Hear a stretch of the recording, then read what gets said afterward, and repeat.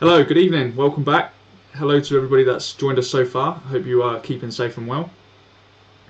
A lot of people asking how do we view this. It was just a bit of a holding slide where we just prepared some things in the background. We're now, hopefully you can see us. Nice big smile, Sam. Hi. Sam's joined us again this evening from the technical helpline. He manages that helpline very well, I might add. How's it been with you over the last few weeks? Have you seen any changes due to the current lockdown situation? Is the call numbers rising again?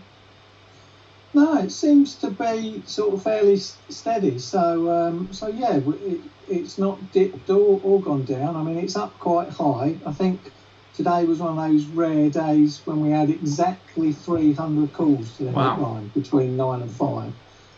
So yeah, that's about par. I mean, if we go back to the early days of the first lockdown in March and April, that dropped dramatically to something like less than 100 calls a day. So yeah, it seems like it's people are trying to make it business as usual out there, which is good. One thing I want to pick up just to let the viewers know, really, Sam, is there's a couple of questions with the calls. On average, how long does a call take? Okay, it's an average is around 6 or 7 minutes, because some are literally 30 seconds. We get a lot of calls from sole traders who basically know the answer themselves, but then perhaps somebody in the wholesalers has said something different, or the customers shouting something different, and they start to question themselves. So a lot of the callers are just for clarification. They just want confirmation that their thoughts are right. But we do then get a lot more in-depth ones. So I think the limit on the time that I've been involved was a call that lasted over 2 hours. Wow. So obviously that was quite in detailed with lots of sort of sub questions. But yeah, generally 6 or 7 minutes is the average. Yeah, no, I've sat on there, and as do you as well, and you do get some interesting questions, and it really does make you think on your feet. There's a lot of information that the guys on that helpline need to know. It's not just a straightforward yes or no answer. It's always being backed up with evidence and places to look for the contractor. So it's a brilliant asset to all the guys that phone in. And it's a good asset for us as well, because we actually sit there and discuss a lot of the calls that come in as well, don't we? Yeah, absolutely. And that's where that's where a lot of our connections articles come from. That's where a lot of our snags and solutions, questions and answers come from. So yeah, I think it's another one of those examples, roughly 80-20%. So 80% of the questions are common, but 20% are, do you know what, that's a good question. I'm going to have to find out and come back to you. So yeah, it's all good. Yeah, and I mean things like this. Even this evening, sometimes you get a question and you think, actually, I'm going to have to come back to you. We're human, believe it or not. We actually sometimes have to sit there and actually look at the answer as well, because it's not, like you say, it's within that 20% bracket, and we actually need to go away and do a bit of research ourselves. Everybody on that helpline has got their own area of expertise, haven't they, really? Yeah, and that's one of the things where we benefit. I mean, we've all been on the tools in our previous history, and we totted up one year that between us we had something like over 400 years of experience in the electrical industry. So yeah, none of us would ever claim to know it all, but between us we can almost get pretty near to there. But even still, there's still times where we think, you know what, that's a really good question. I'm going to have to go away and do some research on that. So yeah, it's we're in a great industry in that respect, because there's always something coming along. There'll always be the next thing coming along that we need to learn about. It's nice to see as well, Sam, that some people are actually putting in the comments here a fantastic service. So that's a credit to you and all the guys that work on it.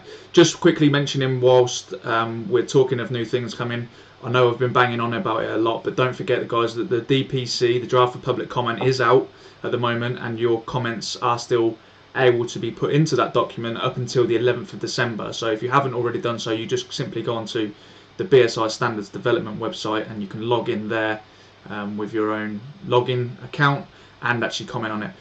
We're going to be doing a little video or a little Facebook Live. I think it's going to be in a couple of Mondays' time of actually some of the comments we may be submitting as an organisation, teaching you how to structure them if you're not sure on how to put a comment in. So we're just going to be doing a short 20-25 minute video or live Facebook or across the socials on how to put comments into the DPC as well. I think we've done enough talking. Let's start getting into some questions then. I see there's a few that are popping up. We'll start at the top and see how we get on.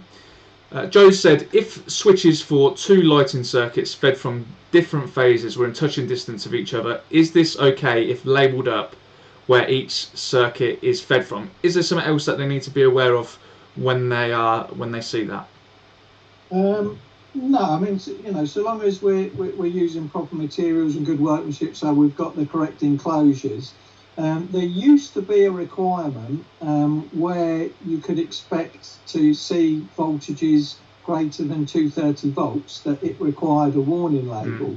So that would be the case where we've got 2 phases with 400 volts between the phase.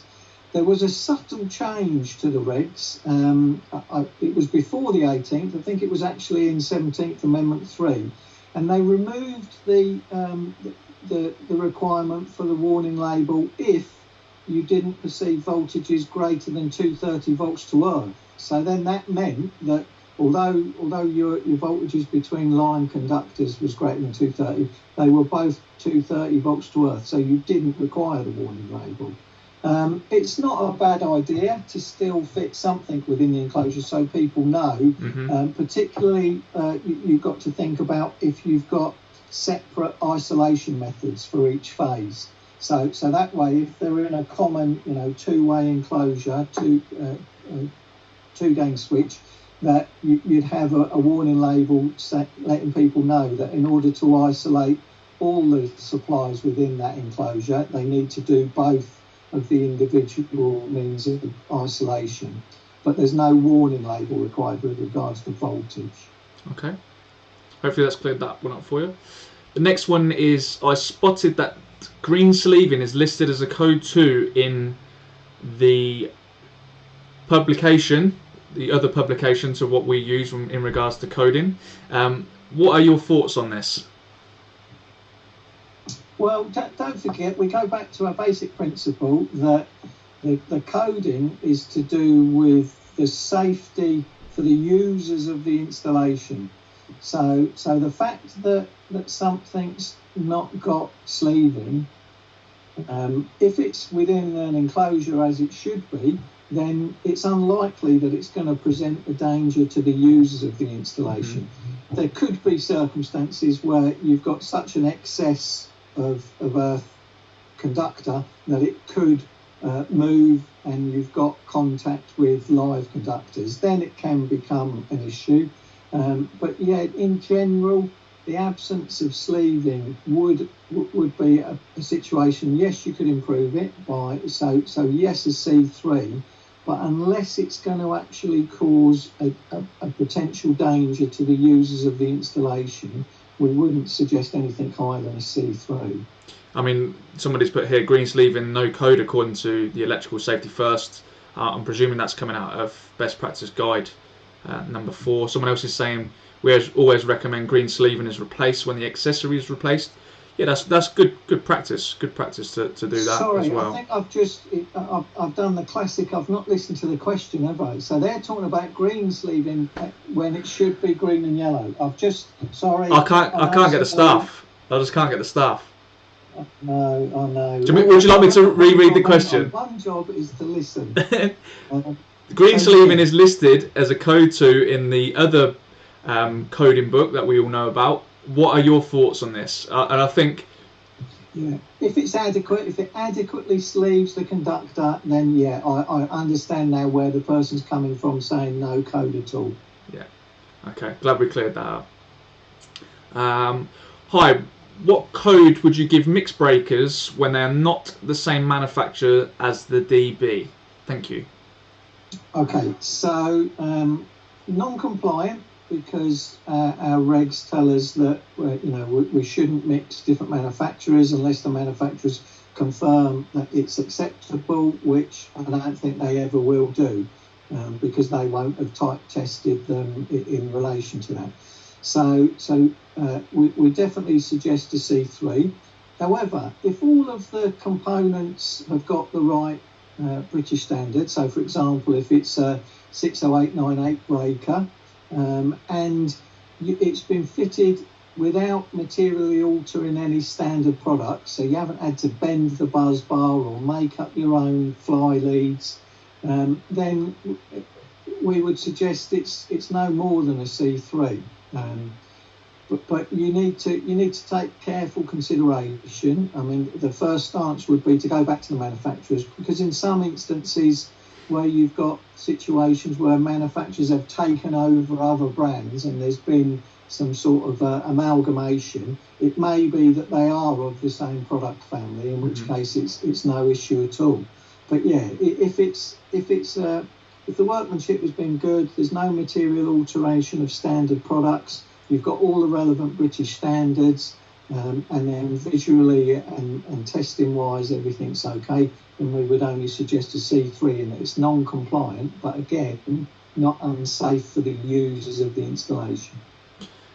Somebody's asking here, Sam, why did the NIC stop doing transportable container certificates? Okay, it was really just a case that we went away from the standard templates and produced some that were for transportable units, street supplies, highway supplies, and there just wasn't enough call for them. And of course, every time we create a certificate variant, we've then got to keep it up to date and maintain it. So the cost of those just wasn't applicable to the amount of certificates that were being used. And in particular, because the changes come, there were changes in the 18th, there are some proposed changes in the 18th Amendment too, so the certificates do change fairly regularly. So in order to help us maintenance-wise and just purely from a cost-effectiveness point of view, we reduce the number of variants on the certificates that we produce. Okay, I've got quite a long-winded question, but I think the answer is pretty straightforward, Sam. Can a dedicated socket outlet for EV charging be composed of a BS60309-2 socket outlet? And if so, what extra precautions would be required? The reason for the question is that some smaller conversion type vehicles utilise the BS number above instead of a specific EV type charger. Okay, there are permitted socket outlet types, so it's possible. It's one where I'm going to have to dive into the. I love the way that you put your arm up there like it was a scripted question. It's almost like you've had a conversation with Sean already. No, if I could show you I've got the blue book, the yellow book, the best practice guides, and of course the Amendment 2. So. What was the standard for the socket outlet? 60309-2. Yeah, so you can have that, so long as it's part of an interlocked self-contained product. So that's normally to do with the fact that you don't want to unplug it so that there are exposed pins at the other end while it's still energised. So yeah, it is covered within that regulation. So within section 722 there's a specific reg which talks about the AC charging point and the type of socket outlets that can be incorporated, because it goes back all the way back to the possibility of still using a standard BS 1363 socket outlet, which was appropriate in the early days. So yeah, it is still possible to use a 60309-2, but providing it's got that interlock so that you can't unplug the car from one end and leave exposed pins which are on. Okay. Can you use cable ties in distribution boards to dress the conductors? Now, I've got a feeling I know the answer on this one, Sam, and it's you can, but you would need to work out the calculations of the grouping factors. Yeah, you're gonna create a small issue potentially. So yeah, there's nothing that prohibits it. We're talking about dressing the cables that we're bringing in, so it's not down to the manufacturer of the enclosure himself. But yeah, just take into account that you may create harmful effects either way, and you may create an issue. It's unlikely, but it's possible, depending upon how many and what loads we're talking about, that you could create an adverse effect with grouping, whereby all of the live conductors heat each other up. So just consider it. But yeah, in principle, there's nothing to prevent you, and quite often it's advantageous to be able to have a neat. I was always taught about the soldiers coming out of the breakers, so that it's easily identifiable which conductors are from which circuit. Okay. Mr. Staniforth in the house has asked me where the tash has gone. The tash has gone because it was irritating me. It was supposed to be the whole November though. Well, actually, mine was for my late friend Tony, so I had mine for that reason. I can't grow that much anyway, Sam, to be honest. So there's no point in me trying, because it look like the same as on the first day as it does the last day of the month. So I think that when you saw me last, I think that was about 6 months worth of growth on that. Next question, and we had a big debate about where the RCD is situated for a circuit. I.e., Mrs. Bloggs wants a new bathroom light to be installed, doesn't want to change the board. So does it have to be at the origin or at the part of our work, i.e. bathroom works only? Okay, so it does say the circuit serving the bathroom, doesn't it? So you could justifiably consider that it's only as the circuits enter the bathroom. So it's possible to do things like, if we're talking about a lighting circuit, put an RCD spur on the lighting circuit as it enters the bathroom, and in that way you're not providing RCD protection for the whole of the lighting circuit, just the portion that enters the bathroom, for example. So yeah, it doesn't have to strictly be at the board, but it does need to be covering the circuit serving the bathroom. So if you create a point at which the circuit serving the bathroom is fed from, then you can install the RCD there. There's a question that I'm going to address now. It's quite, I'm not sure whether it's an easy one or it's a difficult one, or it's been put in there to try and test us, Sam. Okay. Parallel path during testing. Should we code this if there's a possibility of prosumer install? Ah, okay. So parallel paths we normally associate with earthing, and that they can be positive, not detrimental. So they can actually improve things when we're looking at earthing and ADS. Prosumer, we would need to look at, because obviously that can generate all sorts of issues, such as you may feel that you've isolated because you've got the main switch in your consumer unit turned off. But if there's an alternative supply, for example, through a PV system that's feeding a breaker on the board, then that breaker through its buzz bar will be connected to all the other circuits and could still be live. So yeah, that would be, hopefully, that would be uncovered in tests. But then that second source should have a means of isolation as well. So that would be a requirement. If it doesn't, then yes, there's a potential danger. But if it has its own independent means of isolation, then that's fine. Yeah, normally what happens is with that side of things, if you were talking about PVs, for example, Sam, they would drop out anyway. So once you started commencing your testing, once you turned it off, common sense would prevail as well, because you would ask the customer let's have a little walk around, let's see what you've got. You're doing all your outside checks, you're doing all your visuals. 9 times out of 10 you would notice that there is some sort of solar panel system on the roof, or if the inverter's in the garage, for example, you would generally see that, and maybe a note on the certificate to say that there is a second source may be advantageous for the next person who comes along and does any sort of testing or work. Yeah, I mean, you're absolutely right in that it's always recommended to go around and do a walk round before commencing the EICR, so that you've got a good feel for the installation and places that you want to investigate further. I think also if it was a single board installation being fed, then yes, the supply to the inverter would be killed, which would mean that the inverter itself should be killed after 5 seconds. So there are some, but in some instances, where perhaps you've got dual supplies and you have got that possibility of an inverter being fed from a supply to an outbuilding, and therefore it not being, it still does have to have its own means of isolation.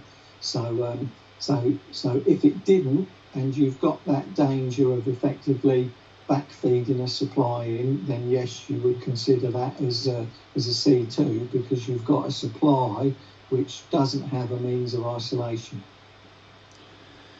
With the introduction of the new PRS legislation, will the NIC EIC carry out more inspection of reports during the annual assessment?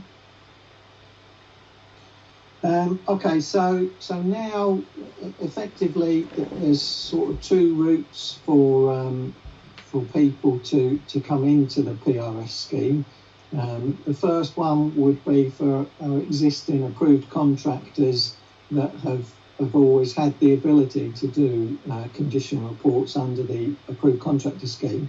Now for them to do them under PRS, then they had to give us a signed declaration of opting in, and meant that they complied with some scheme requirements, for example, the additional indemnity insurance. So yes, then those they would be picked up as part of their periodic assessment or surveillance assessment. That yes, if you're doing work on the PRS scheme, we want to see EICRs that you've done under that scheme as part of your periodic assessment, whether that be a review of certification or it's used as one of the sample sites that you're taken to. For the second route, for our domestic competent person scheme contractors, then they need to apply to be put onto the PRS scheme, and that involves an additional assessment, because under the domestic CPS scheme they won't have been assessed for condition reporting, so it will be a new assessment, and then it will periodically be a specific assessment based around periodic visits or surveillance visits for condition reporting. So it will be separate. It will be separate to their domestic installer scheme, which will continue to look at just installation work. Okay, hopefully that's answered the question for Mr. Sadler Electrical asked that one. Someone else, the chap that asked about the socket for the EV, is said if it's for a car charger, surely it would need to be a type RCD. If you're fitting it as a new install, Sam, yes, it would have to be. But previous editions, and if it's already in situ, wouldn't necessarily have to be at a type A, would it? No, if it's one of these ones where we've enhanced requirements, they're not retrospective. So you don't necessarily have to bring up all older vehicle charging installations up to current regulations and fit type Bs or type A RCDs. However, if during a periodic visit to site you notice that there is DC leakage current, and that's manifesting itself so that you're not getting correct operation of RCDs, then there'd be a requirement to consider upgrading them. But there's no blanket statement that says we have to go around and fit DC tolerant RCDs to all of the existing vehicle charging installations. Next one then. Evening guys, I've done an EICR where the consumer unit is in a bathroom, but it is in a cupboard with a full-size door, as the bathroom used to be a kitchen. The bath is a metre away from the door. Would you code this? If so, which code? It's a new dual RCD board. Okay, it's a cracker one. It's a common one. Is it 80% in the 80%? Is it? Yeah, it's perhaps not high up, but it's in the 80%. So did we say then that the cupboard was a metre away from the bath, or the door? Is that the door to the cupboard? Do we assume? The bath is a metre away from the door. So I'm guessing it's the cupboard door. Okay, so that then means that the consumer unit is outside of the zones, because it's a metre away from the edge of the bath. So we don't have to comply with the special location requirements of section 701, but we've still got general regs. We've still got parts 1 to part 6 to comply with, and in particular we've got one of our fundamental regs, which talks about everything we install has to be suitable for that environment, or the way that we install it makes it suitable for that environment. So I appreciate putting it in a cupboard will give it a degree of protection, but you've got to sort of think to yourself, well, number one, is it worth a phone call to the manufacturer? Is he going to say that this is a bathroom compliant consumer unit? I don't think so, but it's worth a 10p if that's what the phone call still comes. So then you've got to think, right, is it suitable for the environment? So I think it needs a thorough inspection, because you've got to look at, am I getting the potential for water splashing? So where's the door hinged? Is it hinged on that side so that even when the door opens it forms a barrier to the bath? Or is it hinged on the other side so that if the door's left open, it's open to being splashed? You then got to look at moisture and condensation. So now you've got to consider, have I got a fan in the bathroom? Have I got a window in the bathroom? What's ventilation like? And is ventilation like to appear in this cupboard? And if so, also within the consumer unit. So, it's possible that it's not a code at all if it's far enough away and there's very good ventilation and there's no signs of water. And it's more than likely that it's at least a C3, because there's some evidence, but it's not detrimental or unsafe to the users of the installation. But possibly, if you've got evidence of moisture and water ingress within the consumer unit that could result in corrosion, and then you're going to get heat build-up of poor connections, then it could even be a C2. The list goes on and on. I'm afraid I'm going to do the old standard answer of, there you go, I'll give you a range from nothing through C3 to C2, but it's very dependent. Sam, we've got so many questions to get through. So many questions. There's a lot. Duncan's saying NIC EIC Pocket Guide 1 in the portal will help with that, apparently. Let's have a little look, see what else we've got, see if there's any ones we can just tick off here. Is the PRS legislation retrospective, i.e. is it for new tenants or does it apply to existing tenants? So it's at the moment it's from July the 1st. It was all new tenants. From the 1st of April next year, it will include existing tenants. Now, there's been a few questions based on the crazy year that we've had and the crazy year that we're still having. Will that 1st of April date get moved out? At the moment, we've not been told of any extension to that. So at the moment, as far as current legislation and guidance is, come the 1st of April, it will now be existing tenants also need to have a valid EICR or EIC to comply with the private rented sector regulations. So yeah, it is at the moment just any new tenant, and an existing tenant doesn't, but come the 1st of April next year. So, unless landlords are going to leave it till the very last minute, they really need to start considering it now on the basis that, you know, we're into November now. Very soon it will be January next year, and then it's not far away from the 1st of April. Somebody's mentioned here again, similar to what we did last week, PRS is not in Wales though. Yeah, you're very true, Alison. It's not in Wales as we know at the moment. It's just for England. And Scotland have something similar, Sam, don't they, that they already have in place. This is new to England. Yeah, they were a bit of ahead of the game in terms of requirements, really. But yeah, the PRS scheme is specifically for England. Let's have a little look. What we got here. How to explain that to landlords in a few words what's the benefits of having RCDs fitted. Some of them can't get the point, thanks. Well, certainly they're an enhanced protective device. So there are situations where they provide better protection than a standard overcurrent device such as a breaker or a fuse. And there are some instances where they'll provide protection that you couldn't get from a breaker or a fuse. So where we've got, for example, in a TT installation, where even under earth fault conditions, you're probably not going to get enough fault current to trip a breaker or operate an overcurrent protective device.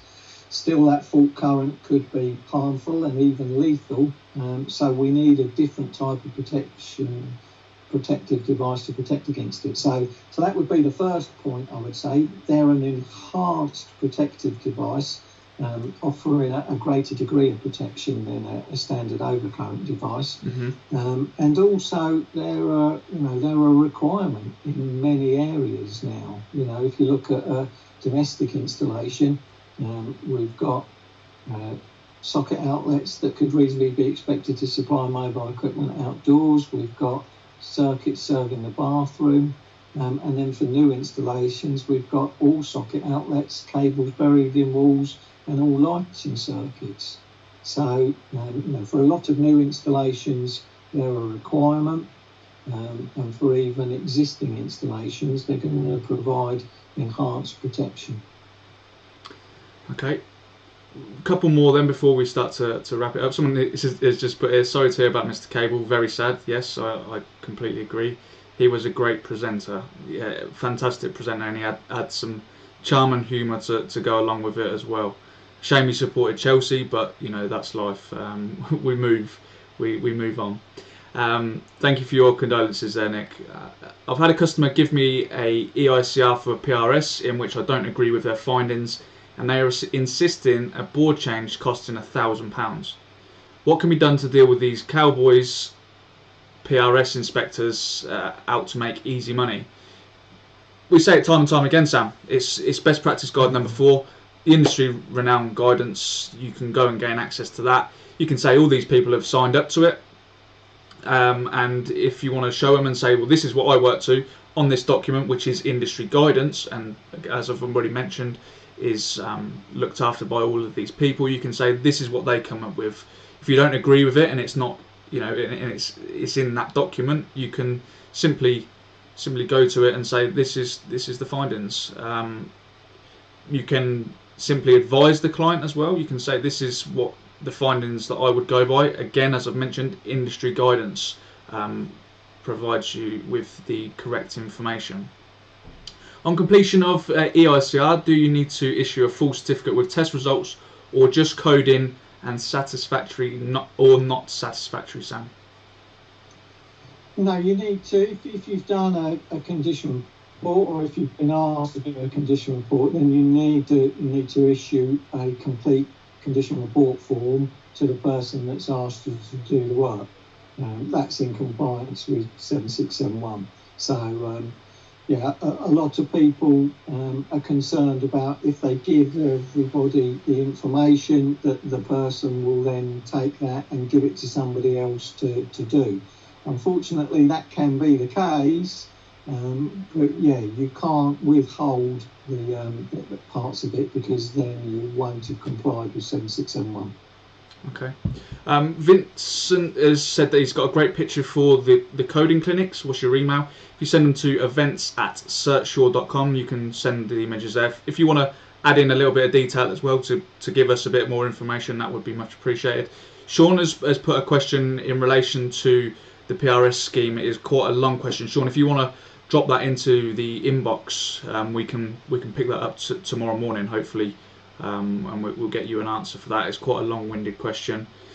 Undersized earths in a property, main earth done in 6mm code or not to code. I'm getting mixed answers. What does the best practice guide say, Sam? So this is the main incoming earth. Yeah. So undersized because they've got a PME supply, for example, where that should be 10mm. The situation in best practice guide is, providing it is at least 6 and it's not showing any signs of thermal damage, then it doesn't warrant a classification code. It's worthy of an observation, so you're going to record it, and then that might give you an indication to test it next time. I mean, in addition to that, you could put a clamp meter around it to see if there are any circulating currents flowing in the bonding and protective conductors. And also, if you think about that you're going to add something to the installation, you've got to consider, are you then going to add to those circulating currents? But yeah, if it is a minimum of 6, then the recommendation is it doesn't have to be upgraded, but you're going to record it on the report as is. And it's not considered unsafe unless it is showing signs of thermal damage. Okay. Appreciate there's been a lot of questions. I think this is the most questions we've had, especially some of the in-depth questions. So we do apologise if we haven't got round to the questions this evening. So again, as I say, hopefully we can pick some of them up on the next one. Again, fantastic turnout tonight. We've not had to use any of our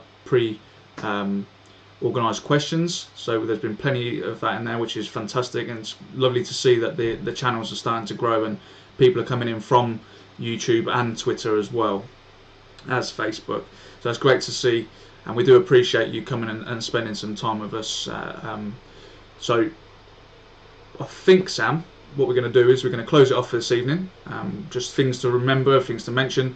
We have got a webinar next Wednesday, so keep your eyes out on the social for all of those. We're going to be seeing a presentation about, let me get this right, where's it, Sam? You must know. I know it's at the top of my tongue. Fault finding, that's the one. And earth leakage currents. Fault finding and earth leakage current. It's going to be myself and John Elliott. We're going to be taking you through some of the tips and tricks on how to test them as well. Darren saying here, no football, none at all this week. Apart from internationals, so he's trying to claim that's why we're getting a high attendance. No football. There's a big game on tonight, actually. Northampton Town versus Oxford City. That's a big game. FA Cup. In the FA Cup. Oh. Well, yeah. Thank you very much, guys, and we'll look forward to seeing you again sometime soon. Take care. Bye bye.